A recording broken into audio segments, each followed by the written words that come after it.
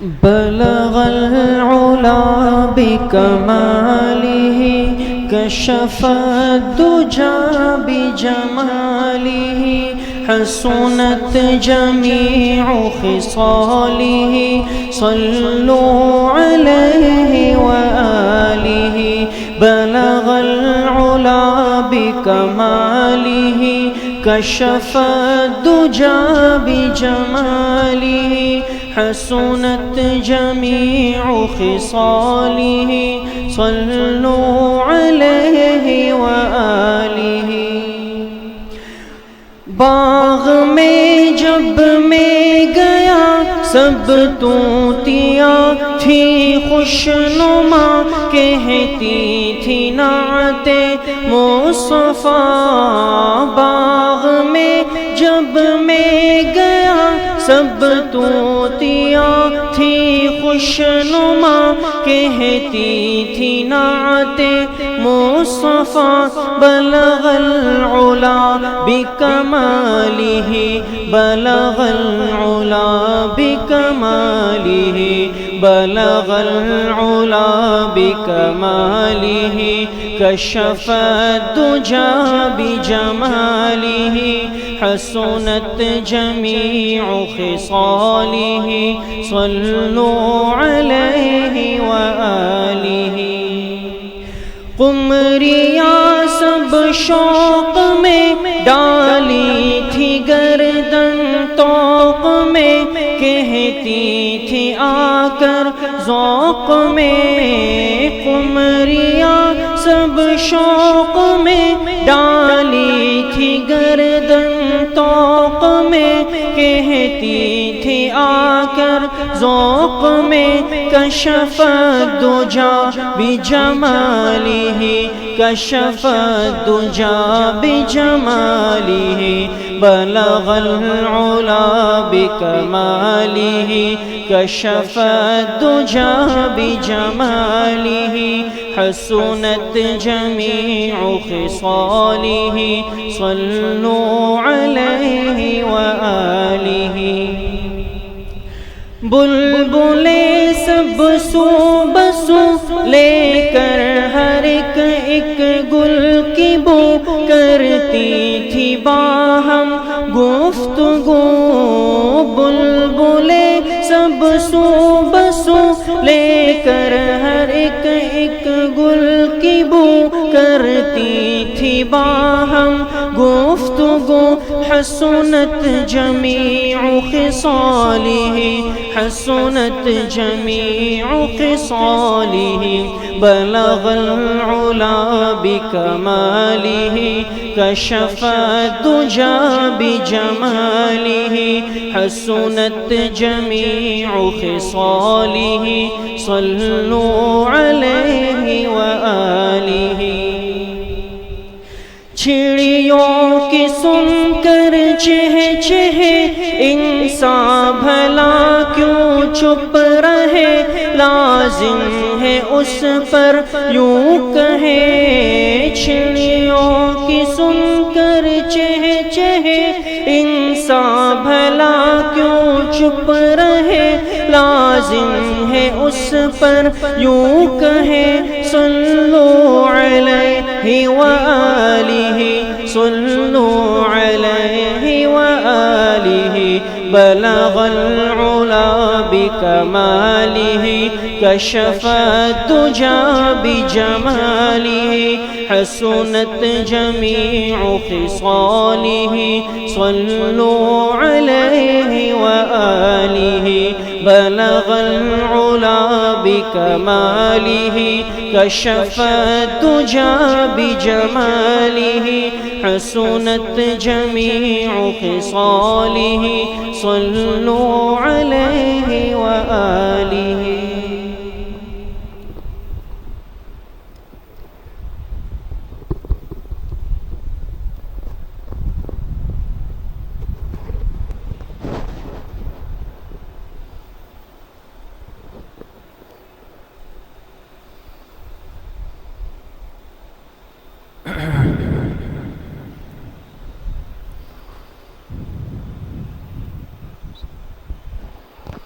بسم الله الرحمن الرحيم نحمده ونصلي ونسلم على رسوله الكريم أما بعد فأعوذ بالله من الشيطان الرجيم بسم الله الرحمن الرحيم قال الله تبارك وتعالى لقد كان لكم في رسول الله أسوة حسنة صدق الله العظيم. محترم و مکرم و معزز خواتین و حضرات، الحمدللہ سیرت طیبہ کے سلسلے کی تکمیل کے بعد اسوہ حسنہ کا سلسلہ آپ حضرات کے سامنے چل رہا ہے، اور آج اسوہ حسنہ کے سلسلے کی کلاس نمبر 40 ہے۔ آج 40ویں کلاس میں ہم سب موجود ہیں۔ جناب رسول اللہ صلی اللہ علیہ وسلم اس دنیا میں تشریف لائے تو جناب رسول اللہ صلی اللہ علیہ وسلم کا پیغام اس امت کے نام دین اسلام، ان الدین عند اللہ الاسلام، تو محمد الرسول اللہ صلی اللہ علیہ وسلم اس امت کے نام جو مبارک پیغام لے کر آئے، جو دین لے کر آئے، اس کو دین اسلام کہا جاتا ہے۔ اس دین اسلام کی بنیاد کیا ہے؟ اس دین اسلام میں کون کون سی باتیں ہیں؟ یہ آپ حضرات کے سامنے بیان ہوتی ہے کہ دین اسلام میں 4 چیزیں ہیں۔ سب سے پہلے ہیں عقائد، نمبر 2 عبادات، نمبر 3 معاملات، نمبر 4 معاشرت و اخلاق۔ عقائد سے متعلق آپ حضرات کے سامنے تفصیل سے بات ہو چکی ہے۔ پھر اس کے بعد دوسرے نمبر پر عبادات ہے۔ عبادات بھی تفصیل کے ساتھ کئی کلاسوں میں آپ حضرات کے سامنے بیان ہو چکے ہیں۔ تیسرے نمبر پر معاملات ہے، اور معاملات بھی مکمل تفصیلات کے ساتھ، اپنی اقسام کے ساتھ آپ حضرات کے سامنے بیان ہو چکا ہے۔ چوتھے نمبر پر اب معاشرت و اخلاق ہے، جس کا بیان آپ حضرات کے سامنے چل رہا ہے۔ تو آج کا ہمارا موضوع گویا کہ دین اسلام کی 4 باتوں میں نمبر 4 معاشرت و اخلاق۔ اس کے تحت اسلامی حقوق کا سلسلہ چل رہا ہے۔ پھر اسلامی حقوق کی 2 قسمیں تھیں، حقوق اللہ اور حقوق العباد۔ حقوق اللہ تفصیل کے ساتھ، اپنی اقسام کے ساتھ آپ حضرات کے سامنے بیان ہو چکا ہے۔ اس کی دوسری قسم حقوق العباد، اس کا بیان آپ حضرات کے سامنے چل رہا ہے۔ پھر حقوق العباد کے تحت بھی کئی شاخیں تھیں، جس میں انسانی حقوق ہمارا آج کا موضوع ہے۔ آج کی کلاس نمبر 40 کا موضوع انسانی حقوق۔ حقوق میں آپ حضرات کے سامنے یہ بات آئی تھی کہ حقوق کی 2 قسمیں ہیں، نمبر 1 حقوق اللہ، نمبر 2 حقوق العباد۔ حقوق اللہ یعنی اللہ پاک کے حقوق، حقوق العباد یعنی بندوں کے حقوق۔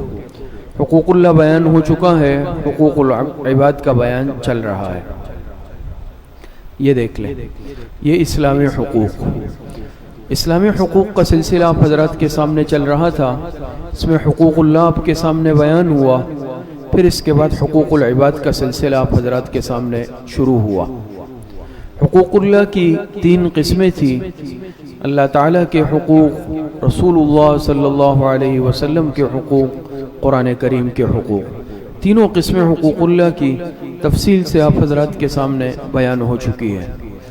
دوسری قسم تھی حقوق العباد، پھر اس کی 4 قسمیں تھی، نفس کے حقوق، خاندان کے حقوق، انسان کے حقوق، مخلوق کے حقوق۔ نفس کے حقوق آپ حضرات کے سامنے بیان ہوئے، پھر اس کے بعد دوسری قسم تھی خاندان کے حقوق، اس کی 5 قسمیں تھی: والدین کے حقوق، اولاد کے حقوق، میاں بیوی کے حقوق، بھائی بہن کے حقوق اور رشتہ داروں کے حقوق۔ یہ ساری قسمیں تفصیل سے آپ حضرات کے سامنے بیان ہو چکی ہے۔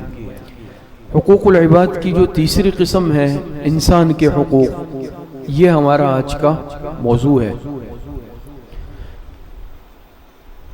ویسے انسان کے حقوق کے تحت پھر اس کی 3 قسمیں ہیں: پڑوسی کے حقوق، مسلمان کے حقوق اور کافر کے حقوق۔ تو اس کا سلسلہ اگلی کلاس سے شروع ہوگا۔ آج کا موضوع یہ انسان کے حقوق ہے۔ دیکھیں، انسانی حقوق،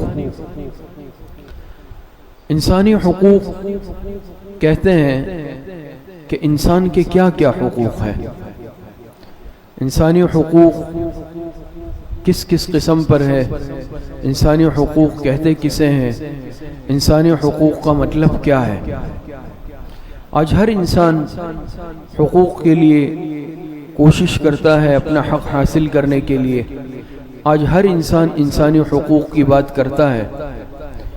آج غیر مسلم معاشرہ بھی انسان کے حقوق کی بات کرتا ہے، انسانی حقوق کا دعوے دار ہے، لیکن آیا وہ اپنے اس دعوے میں کہ میں انسانی حقوق کا علم بردار ہوں اور میں ہی صحیح طور پر انسانی حقوق کا تحفظ کرتا ہوں، تو کیا مغربی معاشرہ اپنی اس بات میں سچا ہے یا سچا نہیں ہے؟ اور انسانی حقوق سے متعلق اسلام کا کیا تصور ہے؟ آج مغرب نے مادی اعتبار سے بہت زیادہ ترقی کر لی اور اس میں کوئی شک نہیں ہے، لیکن یہ بات یاد رکھیں کہ ہمارے دین اسلام نے جو حقوق بتلائے ہیں، حقوق اللہ، حقوق العباد، پھر حقوق العباد کے تحت انسانی حقوق، مسلمانوں کے حقوق، یہاں تک کہ جانوروں کے حقوق بھی شریعت نے بتلائے ہیں۔ اس کی مثال آج تک تمام مذاہب میں کوئی مذہب پیش نہیں کر سکا۔ باقی یہ الگ بات ہے کہ آج مغرب نے مادی اعتبار سے، دنیاوی اعتبار سے بہت زیادہ ترقی کر لی، اور اس کے تفصیل میں جانے کی ضرورت نہیں ہے کہ ٹیکنالوجی کے میدان میں، سائنس کے میدان میں آج مغرب ہم سے بہت زیادہ آگے ہے۔ یہاں تک کہ باقاعدہ لکھا ہے کہ ان کا یہ دعویٰ ہے کہ ہم اپنی ٹیکنالوجی کے ذریعے سے چاند کے اوپر بیٹھی ہوئی مکھی کو بھی دیکھ لیتے ہیں، اور بہت ممکن ہے کیونکہ انہوں نے ٹیکنالوجی اور سائنس کے میدان میں مادی اعتبار سے بہت زیادہ ترقی کر لی ہے۔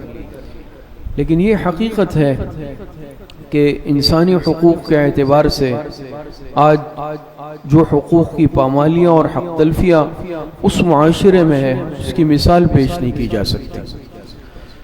تو یہ سمجھ لے کہ انسانی حقوق سے متعلق 2 قسم کے تصور ہیں۔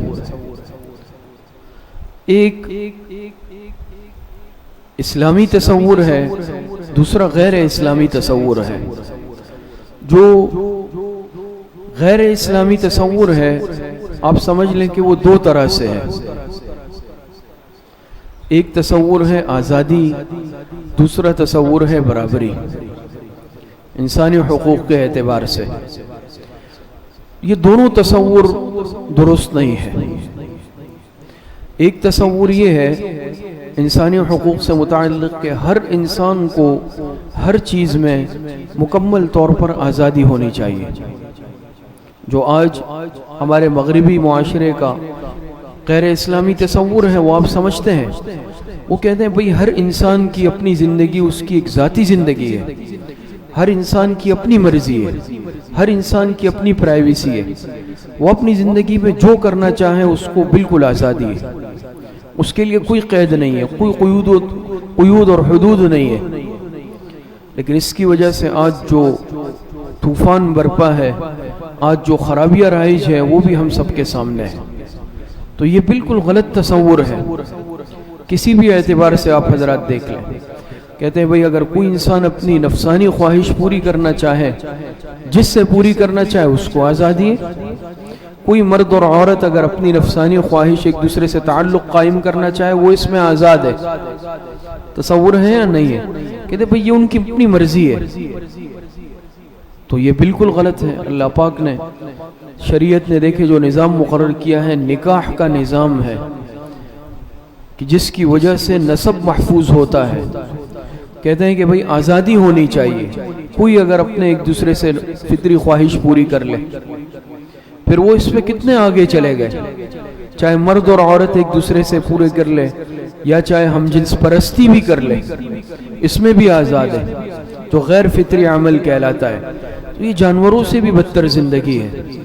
تو آزادی تو نہیں ہو سکتی. انسانی حقوق کا مطلب آزادی تو نہیں ہے کہ مادر پدر آزاد ہے جہاں دل چاہا جس وقت دل چاہا نفسانی خواہش پوری کر لی جہاں دل چاہا پوری کر لی. انسان کھائے چاہے حلال کھائے چاہے حرام کھائے اس میں آزاد ہے. جو کچھ کھانے کو دل چاہے چاہے وہ نجس ہے ناپاک ہے اپاک ہے اس کے دیکھنے کی ضرورت نہیں ہے. بس جس چیز کو دل چاہے گا وہ ہم استعمال کریں گے کھائیں گے.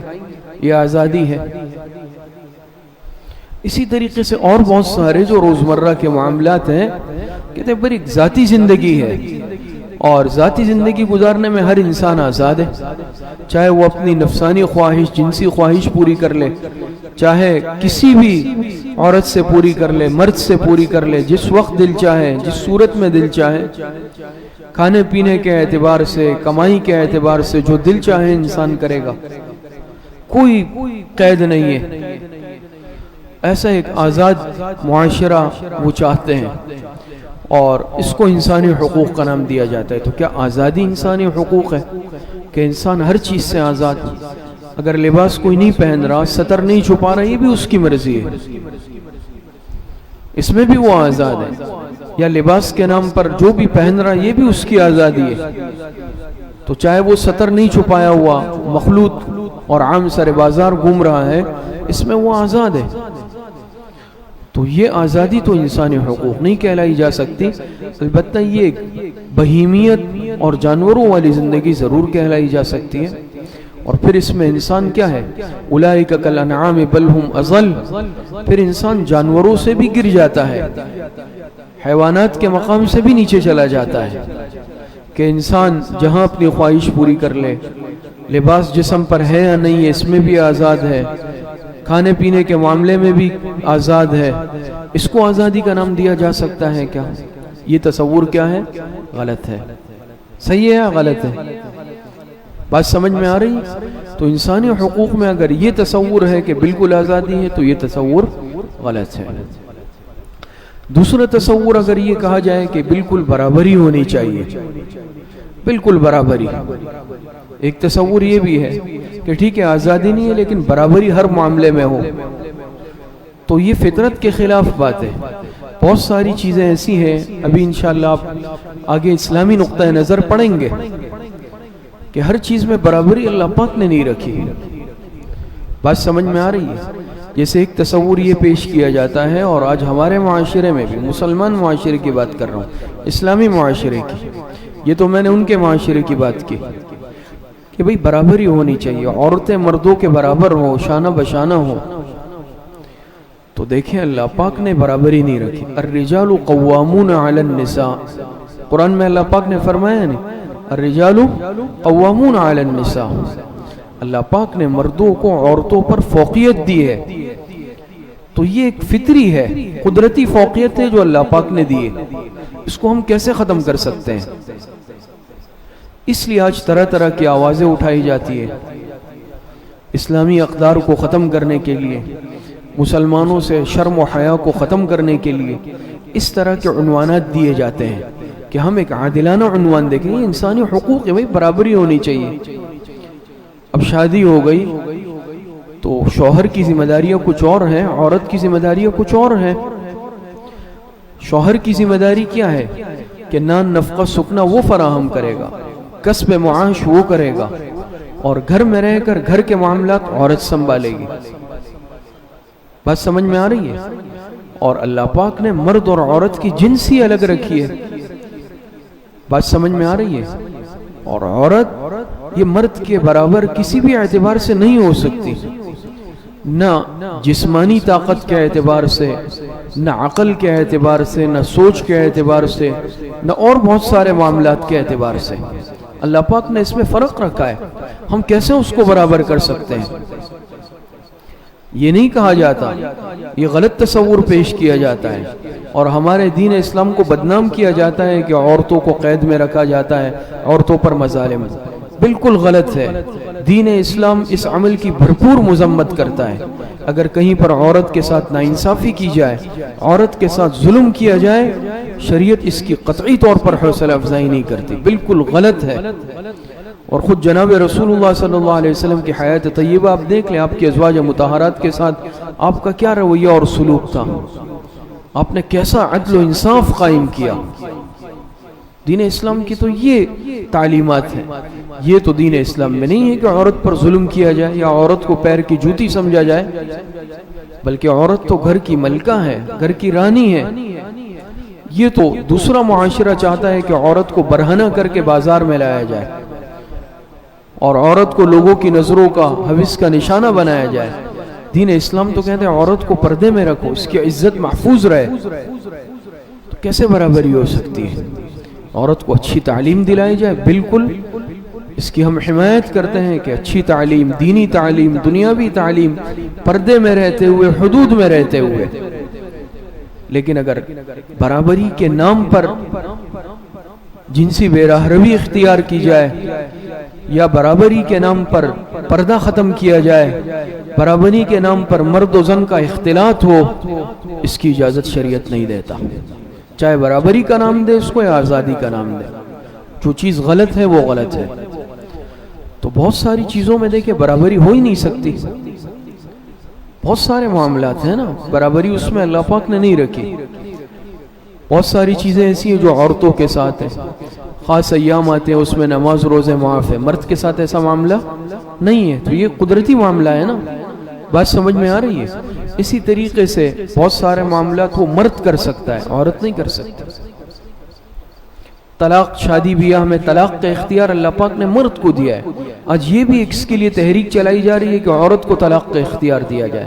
اللہ پاک نے عورت کو یہ اختیار نہیں دیا، اس کے بھی حکمتیں ہیں، یاد رکھیں۔ اور بعض آج اس کے لیے بھی کوشش کی جا رہی ہے برابری کے نام پر عورت کو اختیار دیا جائے، اور دیکھ لیں اگر کہیں اختیار دیا جائے وہاں شاید دن میں 10 مرتبہ وہ شوہر کو طلاق دے گی، کمزور فطرت والی ہے۔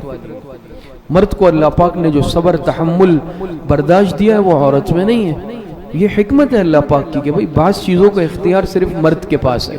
ہم کیسے اس پر بیجا اصرار اور ضد کر سکتے ہیں کہ نہیں ہر معاملے میں برابری ہو؟ یہ تو فطرت کے خلاف ہے۔ جہاں ہم قانون فطرت کے خلاف چلیں گے، یاد رکھیں وہاں پر ہم نقصان اٹھائیں گے۔ تو سمجھ گئے یہ دونوں تصورات انسانی حقوق؟ ایک تصور یہ ہے کہ بالکل 100% آزاد، مرد بھی آزاد، عورت بھی آزاد، اپنی خواہش پوری کرنے میں بھی آزاد، اپنے معاملات میں، اپنے لباس میں، رہن سہن میں، ہر چیز میں آزاد، جس چیز کو دیکھنے کا دل چاہے دیکھے گا، جو سننا چاہے سنے گا۔ شریعت میں تو ایسا نہیں ہے۔ اسی طریقے سے ایک تصور یہ ہے کہ برابری تو ہونی چاہیے، ٹھیک ہے آزادی نہیں ہے تو بھئی بالکل برابری، یہ بھی قانون فطرت کے خلاف ہے۔ شریعت نے مرد اور عورت میں اور اس معاملات میں فرق رکھا ہے۔ اب اسلامی نقطہ نظر کیا ہے؟ یہ تو آپ حضرات نے دیکھ لیا، انسانی حقوق سے متعلق 2 تصورات آپ نے دیکھ لیے جو غیر اسلامی ہے، ایک آزادی جو بالکل غلط تصور ہے، اور ایک برابری کا یہ تصور بھی صحیح نہیں ہے، مناسب نہیں ہے۔ اب اسلامی تصور کیا ہے؟ اسلامی نقطہ نظر کیا ہے انسانی حقوق کے بارے میں؟ دیکھ لیں، پیچھے کہا گیا تھا کہ آزادی، شریعت کہتے ہیں آزادی نہیں ہے، امتحان۔ آزادی نہیں بلکہ امتحان۔ کیا مطلب؟ حدیث مبارکہ میں آتا ہے جناب رسول اللہ صلی اللہ علیہ وسلم نے ارشاد فرمایا الدنیا سجن المؤمن و جنت الکافر، دنیا مومن کے لیے قید خانہ اور کافر کے لیے جنت ہے۔ کیا مطلب ہے اس کا؟ شریعت نے ہمیں کچھ حدود دیے، قیود رکھی ہے، ہم مادر پدر آزاد نہیں ہیں۔ اگر خدا نخواستہ نعوذ باللہ کوئی چاہے کہ میں زنا کر لوں، شریعت اس کی اجازت دیتا ہے؟ جس کے ساتھ خواہش پوری کر لوں اس کی اجازت دیتا ہے؟ اب نفس بہت چاہ رہا ہے غلط دیکھ لوں، غلط کام کر لوں، شریعت نے حرام رکھا ہے۔ جو عورت آپ کے لیے حلال نہیں ہے آپ اس سے اپنی خواہش پوری نہیں کر سکتے۔ دل چاہ رہا ہے فلاں کو دیکھ لوں، غلط دیکھ لوں، غلط نظر ڈال لوں، شریعت نے اس سے منع کیا، قیامت کے دن سخت سزا دی جائے گی۔ بات سمجھ میں آتی ہے؟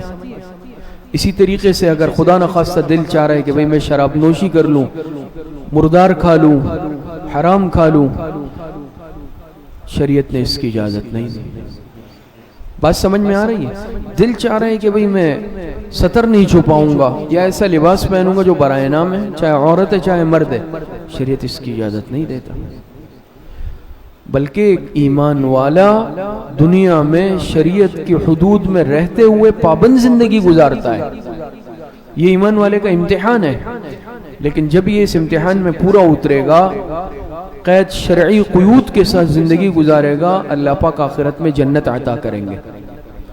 تو بھئی آزادی تو نہیں ہے ایمان والے کے لیے۔ حدیث میں آپ علیہ السلام نے نہیں فرمایا دنیا سجن المؤمن و جنت الکافر؟ ایسا نہیں ہے کہ انسان مادر پدر آزاد ہے۔ شریعت نے تقسیم ترتیب رکھی ہے، محرمات رکھے، پھر محرمات تو محرمات ابدیہ ہے بعض نا، ان سے کبھی نکاح نہیں ہو سکتا، کچھ بھی ہو جائے، ماں ہے، خالہ ہے، پھپھی ہے، بہن ہے، بیٹی ہے، یہ محرمات کہلاتے ہیں۔ اور بعض محرمات ابدیہ تو نہیں ہے، محرمات وقتیہ ہے، جیسے کسی کی منکوحہ ہے، کسی کے نکاح میں اب اگر کوئی اور چاہے میں اس کو اپنے نکاح میں لے لوں، وہ نہیں لے سکتا۔ رضاعت کا رشتہ ہے، نکاح نہیں ہو سکتا کبھی، چاہے ابدی محرم ہے، حرمت ہے یا غیر ابدی ہے۔ بات سمجھ میں آ رہی ہے؟ تو بعض نسبی رشتے، بعض رضاعی رشتے ہوتے ہیں، بعض سحری سسرالی رشتے ہوتے ہیں۔ اور یاد رکھیں اگر انسان ان حدود قیود کے ساتھ پاک زندگی گزارے گا نکاح والی تر شریعت کے مطابق، تو اس کا نسب بھی محفوظ ہوگا۔ آج ہم مسلمان فخر کرتے ہیں اس پر کہ ہمارے نسب محفوظ، ہمارے شجرے محفوظ، اوپر تک ہمیں معلوم ہے باپ کون، دادا کون، پردادا کون، ہر ایک کو اپنے بیٹے کا معلوم ہے، بیٹی کا معلوم، بہن بھائی کون کون سے ہیں، فلاں ہمارے ماموں ہے، فلاں چچا ہے، فلاں خالہ ہے۔ آج اس معاشرے میں ایسا کچھ نہیں ہے۔ آج بہت سارے ایسے ادارے وہاں بنے ہوئے ہیں کہ ایسے بچے پیدا ہوتے ہیں بدکاری کے نتیجے میں، نہ ان کے باپ کا پتہ نہ ماں کا، وہ بیچارے ایسے بڑے ہو رہے ہیں۔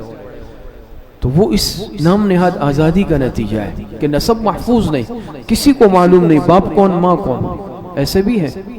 لیکن آپ دیکھ لیں یہ ہمارا دین اسلام اتنا پاکیزہ اور صاف ستھرا دین ہے کہ اس نے حدود اور قیود مقرر کی، نسب محفوظ رہے۔ طلاق بھی دیں گے تو فوراً عورت نکاح نہیں کر سکتی جب تک کیا نہ کر لے، عدت نہ گزار لے۔ عدت کا حکم کیوں ہے؟ تاکہ نسب محفوظ رہے، نسب میں اختلاط اشتباہ نہ آ جائے۔ جس چیز کو دل چاہے کھانے پینے کو، اس میں بھی قیود ہے، پاک حلال رزق کھانا ہے۔ کلوا من الطیبات یا ایھا الذین آمنوا کلوا من الطیبات، ایمان والو پاک چیزیں کھاؤ، صاف ستھری حلال چیزیں کھاؤ۔ اور آپ دیکھ لیں آج پچھلے عرصے میں جو سلسلہ اٹھا کرونا فلاں، تو کہتے ہیں بھئی یہ کیوں ہوا؟ بعض ممالک میں ایسی چیزیں کھائی جا رہی تھی جو بالکل ایک ناپاک نجس قسم کی، اس سے بیماریاں بھی پھیلتی ہے۔ تو ہمارے دین اسلام اتنا صاف، اللہ پاک نے مسلمانوں کو کیوں محفوظ رکھا کہ مسلمان حلال کھاتے ہیں۔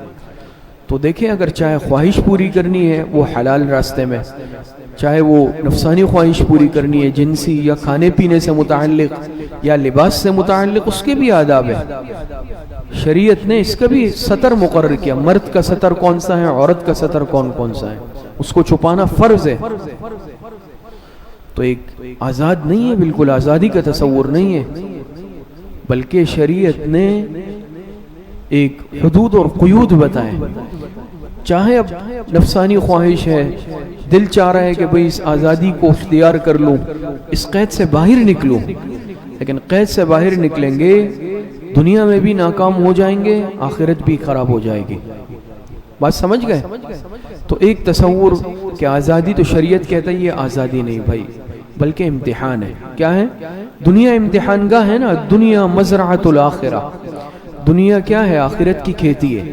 اب اگر یہاں جو بو گے وہی کاٹو گے آخرت میں، یہاں غلط کاریاں کی، نعوذ باللہ بدکاری کی، آخرت میں سزا ہے، جہنم ہے۔ اور دنیا میں صاف ستھری پاکیزہ حدود اور قیود کے ساتھ زندگی گزاری، آخرت میں جنت ہے۔ تو بس یہ بھی ایک امتحان گاہ ہے۔ دوسرا تصور کیا تھا؟ برابری کا تھا نا، کہ بالکل برابری ہونی چاہیے۔ شریعت کہتے ہیں برابری نہیں بھائی، عدل۔ کیا؟ عدل۔ دونوں میں فرق ہے، برابری اور عدل میں فرق ہے نا۔ ایک تصور یہ تھا کہ عورت اور مرد ہر چیز میں برابر ہو، مساوات۔ کہتے ہیں بھائی مساوات تو قانون فطرت کے خلاف ہے، جنس ہی الگ ہے۔ بات سمجھ میں آ رہی ہے؟ اللہ پاک نے مردانہ نظام الگ رکھا ہے، عورتوں کا جسمانی نظام بھی الگ، اور بہت سارے معاملات میں فرق ہے۔ برابری تو نہیں ہو سکتی کہ ہم یہ کہیں کہ برابری ہو، اور اللہ پاک حفاظت فرمائے، محفوظ فرمائے۔ کیسا فتنوں کا دور ہے۔ یہ بھی آج کل سننے میں آتا ہے کہ بھئی فلاں نے جنس تبدیل کر لی۔ یہ تغییر لخلق اللہ میں آتا ہے۔ تغییر لخلق اللہ میں اللہ پاک کی تخلیق کے ساتھ مذاق ہے، جس پر اللہ پاک کی پکڑ آ سکتی ہے۔ جنس کی تبدیلی کا آپریشن کرنا، لڑکا لڑکی بن گئی، لڑکی لڑکا بن گئی، کتنا مذاق ہے اللہ پاک کے ساتھ، قانون فطرت کے ساتھ۔ اللہ پاک کا خوف کرنا چاہیے، ڈرنا چاہیے۔ برابری اللہ پاک نے نہیں رکھی، ہم کون ہوتے ہیں اس کو برابر کرنے والے؟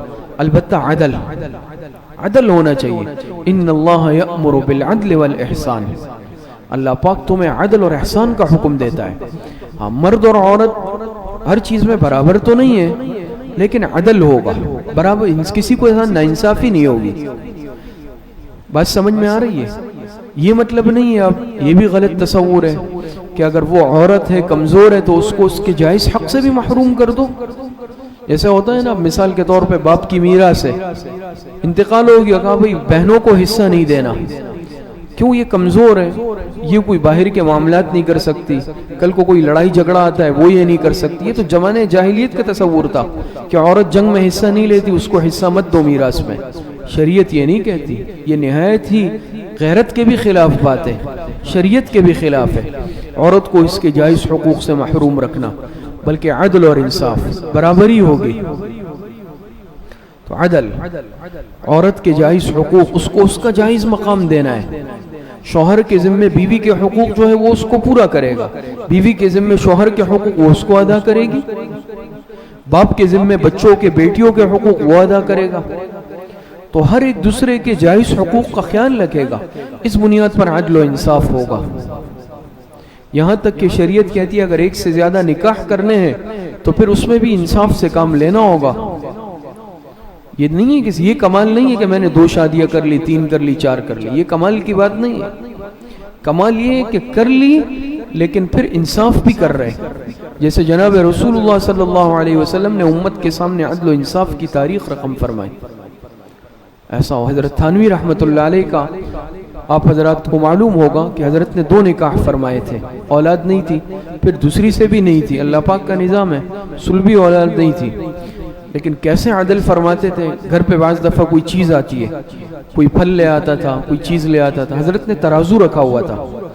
اب مثال کے طور پہ کوئی مرید تربوز لے آیا، یہ تو واقعہ لکھا ہے، تو حضرت نے ترازو رکھا ہوا تھا، اس کو 2 حصے کرتے، بلکہ 2 مثال کے طور پہ 2 تربوز لائے، چونکہ 2 اہلیہ تھی، تو حضرت اس کو تولتے، پھر اس کو برابر برابر تاکہ وزن میں برابر ہو کاٹتے، اور ایک کا ایک حصہ، ایک کا دوسرا حصہ ایک کو، اور ایک تربوز کا آدھا حصہ اور دوسرے کا آدھا حصہ ایک کو۔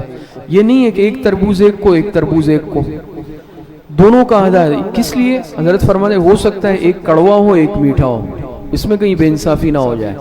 اب آپ بتائیں یہ عدل ہے یا نہیں ہے؟ تو شریعت کہتی ہے بھئی برابری تو ہو نہیں سکتی۔ بہت سارے معاملات وہ عورتوں سے متعلق ہے، بہت سارے معاملات وہ مردوں کے کرنے کے ہیں، جسمانی ساخت میں فرق، طاقت میں فرق، بہت سارے معاملات میں اللہ پاک نے فرق رکھا ہے، تو انسان کیسے برابری کر سکتا ہے؟ نہیں ہو سکتا۔ بہت سارے معاملات، اور عام معاملات میں مرد اور عورت کے معاملے سے بھی برابر ہٹ کے بھی آپ دیکھ لیں، باقی معاملات میں آپ دیکھ لیں، اللہ پاک نے ہر ایک کو الگ الگ مرتبہ دیا۔ مثال کے طور پہ ایک مالک ہے، ایک ملازم ہے، اب اگر کوئی کہے کہ اس ملازم کو بالکل مالک کے برابر اختیار دے دو، اور بھئی برابری ہونی چاہیے، آزادی ہونی چاہیے، یہ درست ہے؟ کوئی کہے کہ مالک کو بھی آپ بھی جو ہے اپنے ملازم کے برابر آ جائیں، یہ بھی غلط ہے۔ یہ فطرت کے خلاف ہے. ہاں یہ شریعت کہتی ہے کہ مالک کا اپنا مرتبہ، نوکر کا اپنا ہے، لیکن ناانصافی کسی کے ساتھ نہ ہو. نہ اس کا مالک کوئی ایسا عمل کرے گا کہ اس کے ملازم کے ساتھ ناانصافی ہو جائے، نہ ملازم کوئی ایسا عمل کرے گا مالک کے ساتھ ناانصافی ہو. تو کیا خرابی ہے؟ شریعت ایسا عدل والا دین ہے. برابری ہو نہیں سکتی بہت ساری چیزوں میں. ایک عام اس میں یہ معاشرہ جو آج برابری برابری اور آزادی کا ڈنڈورا پیٹتا ہے، سب سے زیادہ تنگ نظر اور تعصب ان میں کالے اور گورے کے حساب سے آپ دیکھ لیں. گوروں کے اسکول الگ، کالوں کے الگ.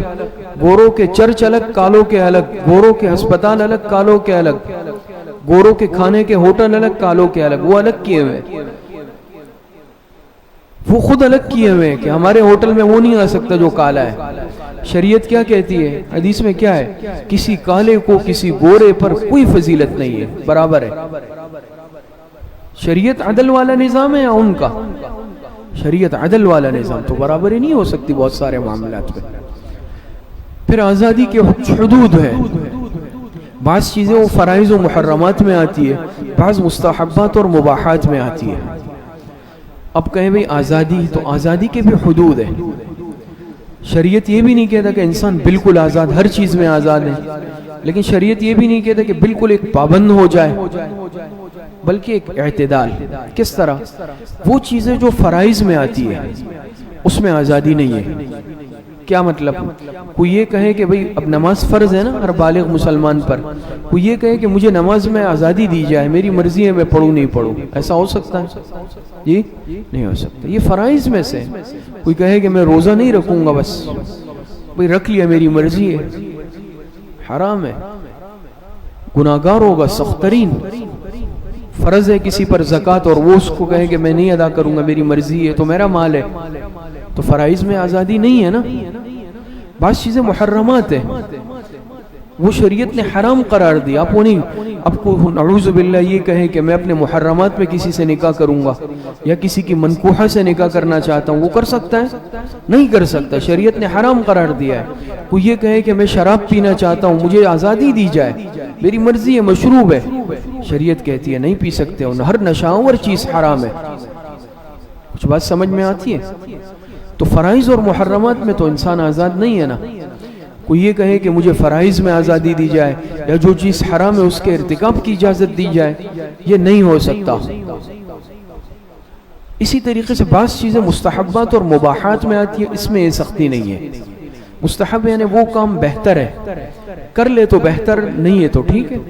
مباح وہ اس کو کہتے ہیں جس پہ کرنے پہ کوئی وہ نہیں ہے، ثواب نہیں، نہ کرنے پہ گناہ نہیں، ایک حلال کام. مستحبات کی بھی مثال آپ بہت ساری لے سکتے ہیں. اب مثال کے طور پہ کوئی دعوت میں گیا یا کوئی کھانا کھا رہا ہے، ہم کہتے ہیں بہتر یہ انسان فرش پر بیٹھ کے دسترخوان پر سنت کے مطابق کھا لے. لیکن اگر کوئی ٹیبل کرسی پہ کھا رہا ہے ہم اس کو لعن تعن کر سکتے ہیں. اب کیوں ٹیبل کرسی پہ کھا رہے ہو؟ آپ گناہگار ہو گئے. کیوں گناہگار ہوا؟ گناہگار نہیں ہوا. ہاں اگر وہ نیچے کھا رہا ہے بہت اچھی بات ہے، بہتر ہے، لیکن ٹیبل کرسی پہ کھانے والا شریعت کی روح سے کوئی گناہگار نہیں ہے. بلکہ اگر کسی کو تو عذر ہے تو پھر تو کوئی وہ نہیں ہے. اسی طریقے سے بعض کام مباح ہے. مباح مطلب یہ ہے کہ وہ کام جو یعنی روزمرہ کے عام کام ہے. اگر کوئی جائز کھیل کھیل رہا ہے، کسی نے فٹ بال کھیل لی، کوئی گناہگار ہوا ہے، شریعت منع کرے گی. ہاں شریعت کہتے بھئی نماز کے وقت میں یہ کام مت کرو. کوئی بیٹھ کر دوست کے ساتھ بات چیت کر رہا ہے، مباح کام ہے نا، کر لیں. ہاں شریعت یہ کہتی ہے کہ آپ کوئی فحش کلامی نہیں کریں گے، جھوٹ نہیں بولیں گے، لیکن اگر جائز حدود میں رہتے ہوئے بات چیت، مذاق، کھیل کود، کوئی بھی معاملہ، کوئی حرج نہیں ہے. تو بعض چیزیں مستحبات اور مباحات ہے، اس میں شریعت نے کوئی سختی نہیں رکھی. کچھ بات سمجھ میں آتی ہے؟ تو آزادی کے حدود ہے. فرائض و محرمات میں شریعت نے پابند رکھا ہے، اس میں باہر پیر نہیں رکھ سکتے. اور مستحبات اور مباحات میں ٹھیک ہے، بالکل گنجائش ہے، اختیار ہے. برابری دیکھ لیں تو کہتے ہیں کہ بھئی برابری ہو، تو اب دیکھیں نظام کائنات میں اختلاف کے نمونے موجود ہیں. اس پر بات تقریباً ہو بھی چکی ہے. برابری اگر کوئی یہ کہتا ہے کہ بھئی برابری ہونی چاہیے، برابری ہونی چاہیے، تو میں نے عرض کیا کہ نظام کائنات قانون فطرت کے خلاف بات کر رہا ہے. وہ کیوں نظام کائنات میں اختلاف کے نمونے موجود ہیں. بہت ساری چیزیں ایسی ہیں جس میں آپ برابری کر ہی نہیں سکتے. اب دن رات اللہ پاک نے ایک وقت مقرر کیا ہے. اس وقت رات آ رہی ہے پھر دن آتا ہے. کوئی یہ کہے نہیں بھئی دن کے وقت رات ہونی چاہیے, رات کے وقت دن ہونا چاہیے. ہو سکتا ہے ایسا؟ سردی گرمی میں دن راتوں کے وقت میں فرق آتا ہے. آج کل راتیں بڑی ہو رہی ہیں, دن چھوٹے ہو رہے ہیں نا, اور گرمیوں میں دن بڑے رات چھوٹی. وہ کہنے بھئی گرمیوں میں راتیں بڑی ہونی چاہیے, دن چھوٹے ہونے چاہیے. تو یہ کیسے وہ کر سکتا ہے؟ یہ نظام کائنات اللہ پاک کا نظام ہے, کوئی کر ہی نہیں سکتا, اس میں دخل ہی نہیں دے سکتا. بات سمجھ میں آ رہی ہے؟ ایسا ہو نہیں سکتا. مرد اور عورت کی جنس الگ.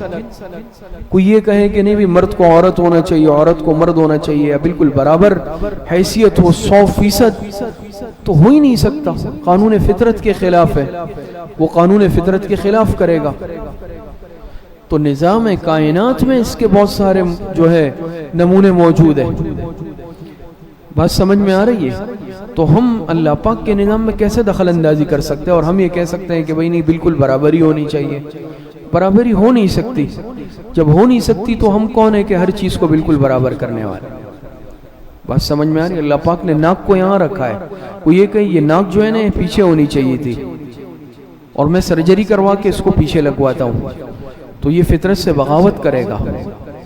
یہ اللہ پاک کا نظام ہے. اللہ پاک نے جس طرح عضو آنکھوں کو یہاں رکھا, ناک کو یہاں رکھا, یہ اللہ پاک کا نظام ہے. مرد کی مونچھیں داڑھی آتی, عورت کی نہیں آتی. بات سمجھ میں آ رہی ہے؟ یہ اللہ پاک کا نظام ہے, کون اس میں دخل دے سکتا ہے؟ کچھ بات سمجھ میں آتی ہے؟ یہ اسی طریقے سے ایک تو نظام کائنات میں اختلاف, قدرتی طور پر اللہ پاک نے اختلاف رکھا ہے, اللہ پاک نے فرق رکھا ہے. دوسرا اختلاف طبیعت کی وجہ سے اختلاف احکام. طبائع بھی تو مختلف ہے, تو طبائع جب مختلف اللہ پاک نے رکھے اس کی وجہ سے احکام میں بھی فرق آتا ہے. طبیعت کا اختلاف کون بدل سکتا ہے؟ مرد کی طبیعت الگ, عورت کی طبیعت الگ, احکامات بھی مختلف. کچھ بات سمجھ میں آتی ہے نہیں آتی ہے؟ جسمانی ساخت, طبیعتیں مختلف ہے. اور ایک مثال آپ سمجھ لیں اختلاف طبائع کی, کہ اللہ پاک نے طلاق کا حق مرد کو دیا ہے, عورت کو نہیں دیا. عورت کی طبیعت کمزور ہے. اب اگر کوئی کہے کہ عورت کو طلاق کا اختیار دیا جائے, مرد سے لے لیا جائے, نہیں ہو سکتا. طبیعت کے اختلاف سے احکام مختلف. کوئی مرد ہے شادی کرے گا تو طلاق کا حق اس کے پاس آئے گا, عورت کے پاس نہیں ہوگا. کچھ بات سمجھ میں آ رہی ہے نہیں آ رہی ہے؟ اسی طریقے سے طبیعتوں کے اختلاف سے احکام مختلف. عورت کے خاص ایام آتے ہیں جس میں نماز روزہ اس سے معاف ہوتا ہے ان دنوں میں, لیکن مرد کے ساتھ ایسا نہیں. کوئی یہ کہ بھی مجھ سے بھی معاف ہونا چاہیے, کیسے ہو سکتا ہے؟ اللہ پاک کا نظام ہے, یہ نہیں ہو سکتا. کچھ بات سمجھ میں آ رہی ہے نہیں آ رہی ہے؟ اسی طریقے سے اور بہت سارے معاملات, وجوہات ہیں جس کی وجہ سے طبیعتوں کے اختلاف سے احکامات مختلف ہو جاتے ہیں. نکاح ہوا, نان, نفقہ, سکنا, یہ شوہر کے ذمہ ہے, یہ کام شوہر کرے گا. بیوی کو کما کر لانا, گھر دینا اور کپڑا روٹی فراہم کرنا. کوئی یہ کہے کہ بیوی سے بھئی تم کما کے لاؤ, میں گھر میں برتن دھوتا ہوں, تو یہ اس کو کہتے ہیں نا قلب موضوع ہو جائے گا. اللہ پاک نے طبیعت مختلف رکھی. بات سمجھ میں آ رہی ہے؟ مرد کہے کہ میں آج سے پردہ کروں گا, اور اپنی بیوی سے کہے تم کھلے عام گھومنا, نہیں ہو سکتا. وہ خلاف کرے گا, طبیعت کے خلاف کرے گا, فطرت کے خلاف کرے گا. سمجھ گئے دونوں باتیں؟ تو نظام کائنات میں اختلاف کے نمونے بھی ہیں, اور اختلاف طبیعت کی وجہ سے اختلاف, احکام مختلف. پردے کا حکم عورت کو ہے, مرد کو نہیں ہے. طلاق کا حق مرد کو ہے, عورت کو نہیں ہے. خاص ایام میں مردوں سے نماز روزہ کوئی معافی عورتوں کے ساتھ ہوا ایام ہے, مرد کے ساتھ ہے ہی نہیں. اور بہت ساری چیزیں, معاملات ایسے ہیں کہ جس کی وجہ سے طبائع کے اختلاف کی وجہ سے احکام میں بھی اختلاف آ جاتا ہے.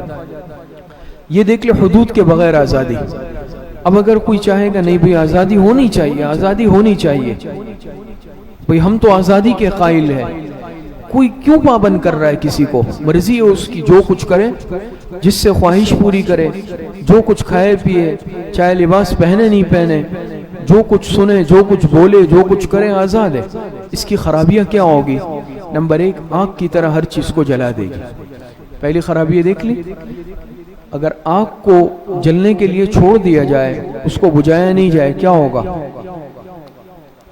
آہستہ آہستہ آگ پھیلے گی, پھیلے گی, پھیلے گی, اگر آپ نے ایک چنگاری سلگائی ہے نا کہیں، وہ پھیلے گی اور وہ کمرے میں کچن میں آگ لگ گئی، وہ گھر میں لگے گی، گھر سے بلڈنگ میں لگے گی، بلڈنگ سے محلے میں لگے گی، محلے سے پورے علاقے میں لگ جائے گی، اور یہاں تک کہ اگر بجھانے کا انتظام نہیں کیا تو وہ آگ پورے شہر میں بھی پھیل سکتی ہے، اس سے بھی زیادہ اگر کنٹرول نہیں کریں گے۔ آگ کی خاصیت یہ ہے نا، تو انسان اگر اپنی نفسانی خواہش کو کنٹرول نہیں کرے گا، اپنے جذبات کو قابو میں نہیں کرے گا، تو یاد رکھے کہ یہ انسانی نظام کو جلا کر بھسم کر دے گا۔ یہ عمل نہ نسب محفوظ رہے گا، نہ حسب محفوظ رہے گا، نہ اخلاقیات محفوظ رہے گی، نہ کسی کی عزت آبرو محفوظ رہے گی۔ بات سمجھ میں آ رہی ہے نہیں آ رہی؟ اسی طریقے سے نمبر 2، درندے کی طرح ہر چیز کو نگل لے گی۔